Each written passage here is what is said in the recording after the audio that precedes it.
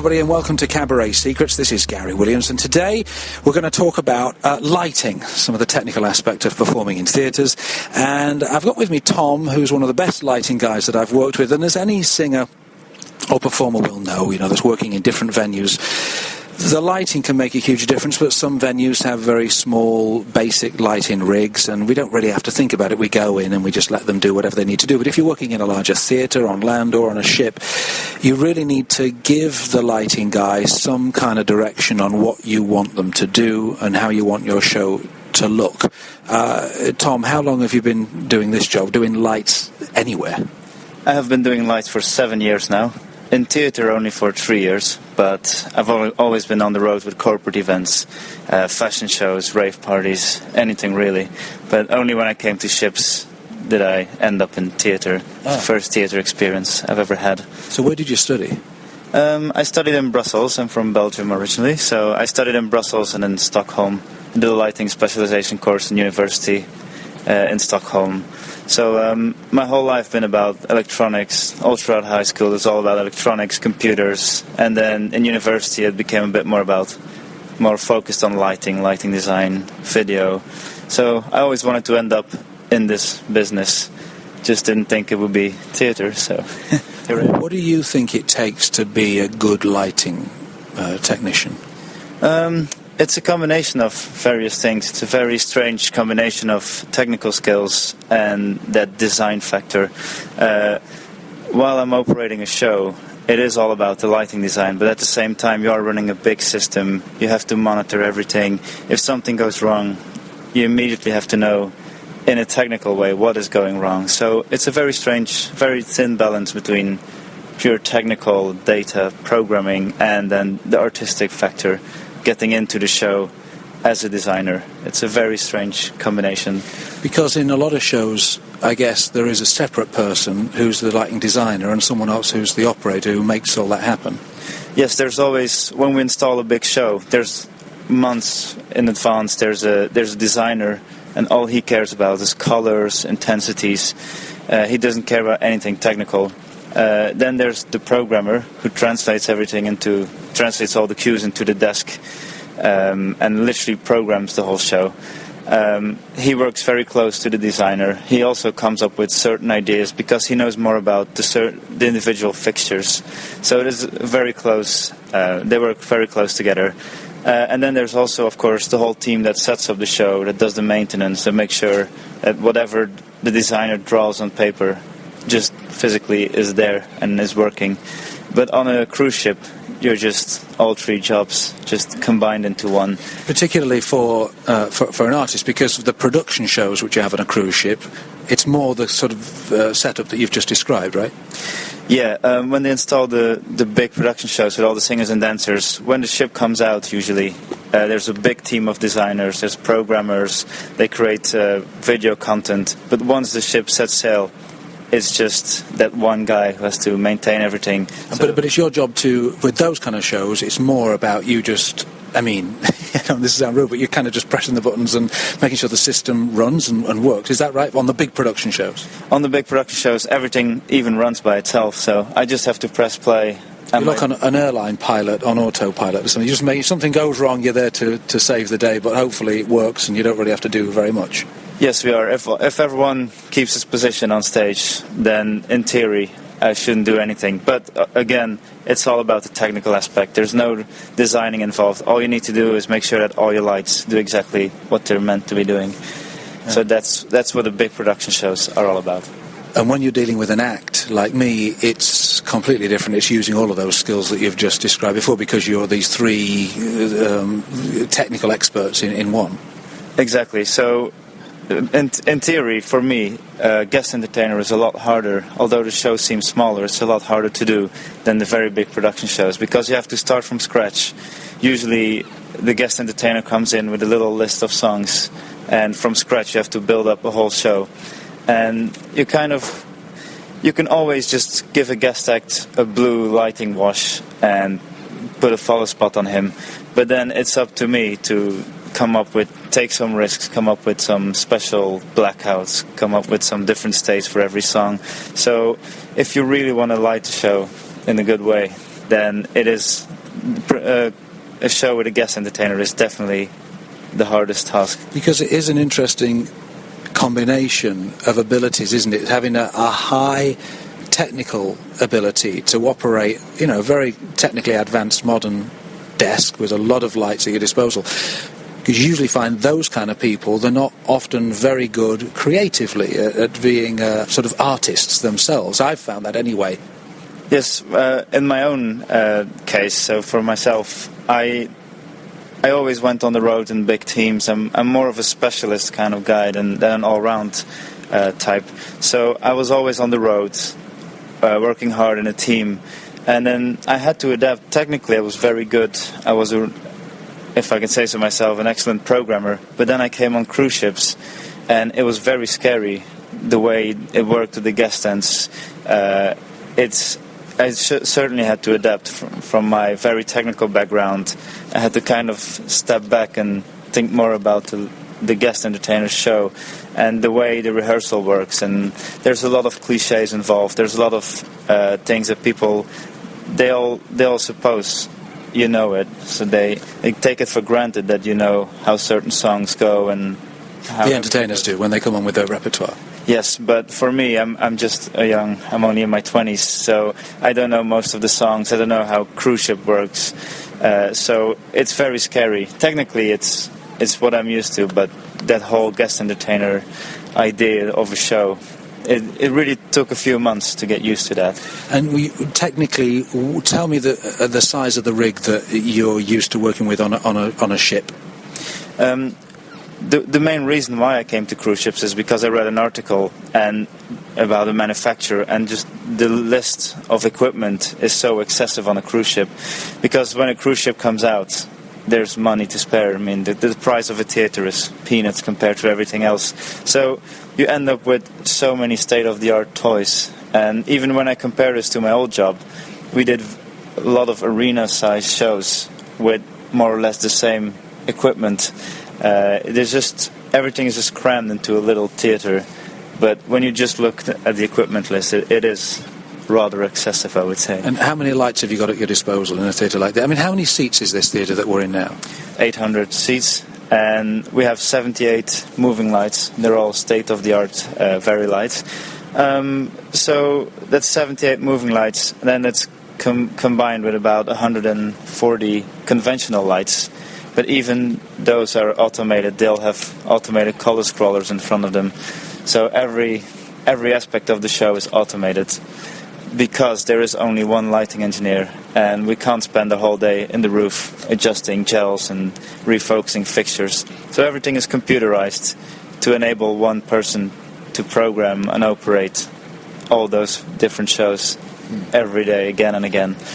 So when a guest entertainer comes on, it is a bit, the biggest thing is to scale it down, and not, smaller is sometimes better. And it is better for me to start from not using all my fixtures, start less is more, really. And then the more experience you get used to your rig, you get used to your lighting desk, to your show file. The more experience you get throughout your contract or contracts, you just start adding more and more details. Same when a guest then comes back time after time to the same ship, you just find yourself automatically, just the show grows and grows and grows. But for the first time, you just have to think less is more and just focus on the important cues in the show. What I'm interested in is how I or other guest entertainers should present our information to you. You know, a lot of times I think entertainers don't even really think about lights. We all see shows, and the lighting can be incredible, but I think it's often, if the lighting's incredible but people say, wasn't the lighting great, I think there's a mistake there. I think that people should just feel the effect, the mood of the whole song. I don't think an audience member should sit and watch a show and think, wow, that arrangement was great, or, didn't that saxophonist have a lovely tone? I think they should really go away thinking, that was an amazing experience, but they don't know why, and I think lighting is a part of that. So a singer or an instrumentalist who doesn't really know anything much about lighting, what's the best way for them to talk to you before a show? The biggest problem we have is information overload. Usually there's a person who doesn't really know much about lighting trying to explain what they want, all that's going to create is it's going to confuse the lighting engineer. There is a universal lighting slang, but that's only useful in very big productions when you have a big team. On ships, it really comes down to trusting the lighting guy. So you never know the skill set the lighting engineer is going to have. You never know what his situation is, how long he's been on the ship, how comfortable he is.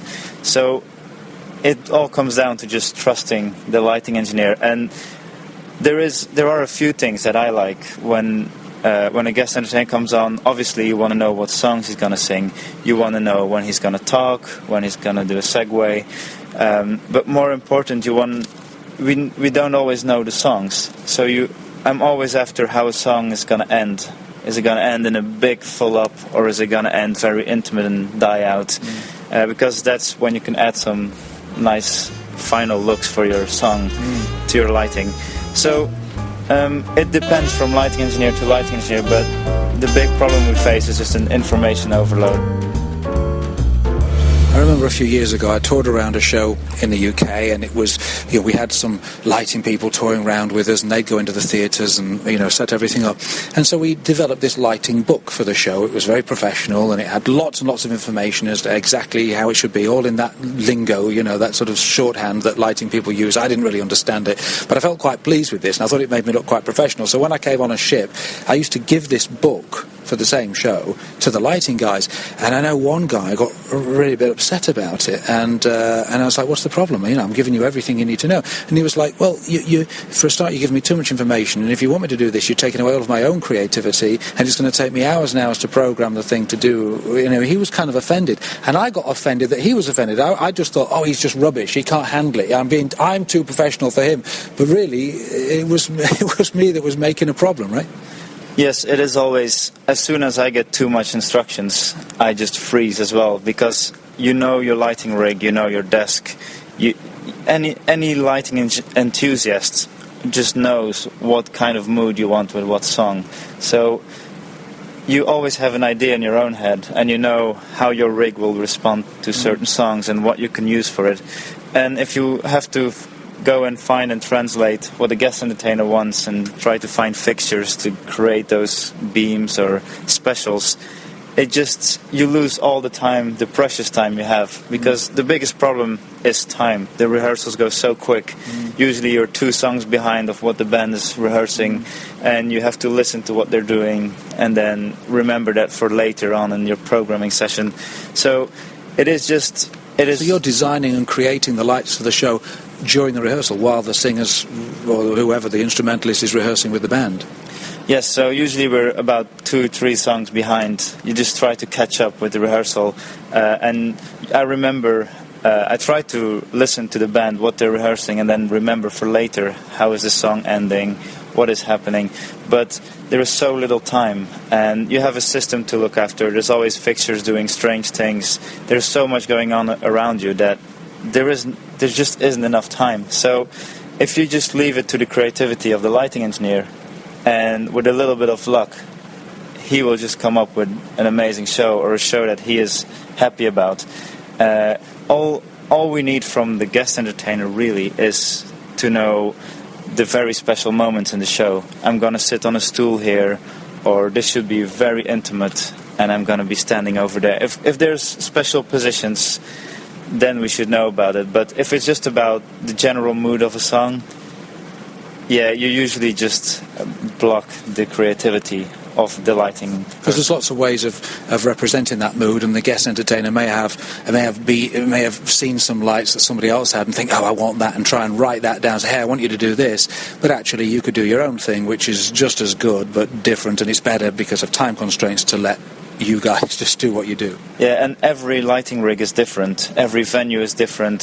So you can't just copy an idea from one rig to another. Even when you're on tour with a theater play, it's so hard when you come in a different venue to adapt to create that same feeling and show. And it doesn't matter, presumably, because again, it was the same for me working with musicians. I'm not a trained musician. I can't read music. And when I first started working with the bands, I used to try and sound like I knew what I was talking about, and I'd use words like arpeggio, or use like a segue, and thought, I'll try and impress them. And it was the same when I first started working with lighting guys. I'd try and use technical words, but really, it's better for you just if we give you the mood of a song. Perhaps if you've never worked with heard a certain song before, I say, I'm doing this particular song. I mean, how should I describe? She said in general, it's an upbeat song, it's a slow song, it's a medium song, this is a comedy song, and the ending. Too much information, we understand. Just giving you a running order is not quite enough. A running order plus what? You should definitely say what the mood of the song is. Is it sad, happy, fast or slow? And then also if there's special solos from certain instrumentalists that you want to pick up.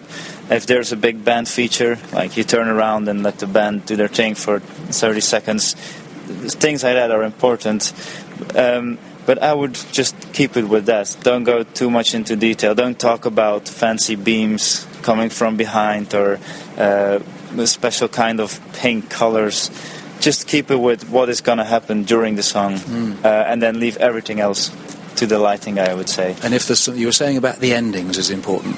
Yeah, for me, every time, even if I only have one state for a whole song, there's always going to be a second state for the ending. I like to fade out in the end, or I like a snap button in the end, at the last beat. What's a snap button? Basically, when there's a snap in the end, when there's a big beat going bam. Then so it all goes black, or it goes. What else? What can happen on one of those beats on the end? Well, usually I just keep one top light on the artist, and everything else goes dark. So it comes down to knowing where the artist is going to be at that point. So that brings us to the next big problem: is you just have to.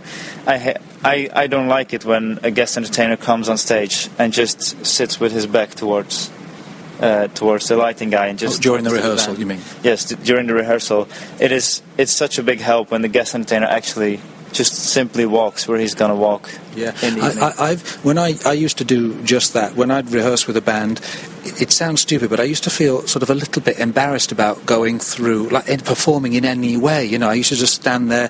I wouldn't rehearse any of my chat. I'd just stand there and just think, well, I'm just going to do this for the band.